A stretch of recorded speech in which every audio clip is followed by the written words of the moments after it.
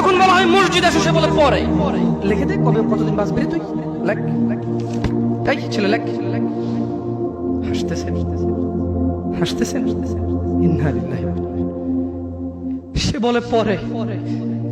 তার এই কথাটা মিনিং করে সে জানে সে কতদিন বাঁচবে, তাই সে পরে এক সময় সময় করে এসে দিবে। ইন্না লিল্লাহি ওয়া ইন্না ইলাইহি রাজিউন। কত বড় মারাত্মক কথা। হায়াতের মালিক কে? গায়েবের মালিক কে? সে কিভাবে বলে সে পরে আসবে? সে মাগরিব পড়বে না, ইশা পড়বে না, ফজর পড়বে না। সে মাগরিবে বলে কালকে ফজর থেকে পড়বো। সে রাতের গ্যারান্টি দিচ্ছে সে বাঁচবে। লিখে দে তুই রাত বাঁচবি। আল্লাহ ক্ষমা করুক এরকম মুসলমানকে, যে নিজেকে মুসলমান মনে করে নামাজের দিকে ডাকলে বলে পরে আসবো। শুনেন, দুনিয়া তুচ্ছ। দুনিয়া কি? জামশেদ মজুমদার বলেছে না, দুনিয়া তুচ্ছ। জামশেদ মজুমদার বলেছে।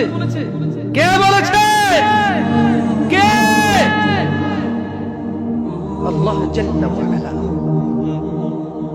রব্বুস সামাওয়াতি ওয়াল আরদ, যিনি জমিন এবং আকাশের মালিক, তিনি বলেছে দুনিয়া তুচ্ছ, খেল তামাশার বস্তু। আর আল্লাহর কাছে যা আছে তা উত্তম, তা স্থায়ী। অনুধাবন করবে না তোমরা? অনুধাবন করো।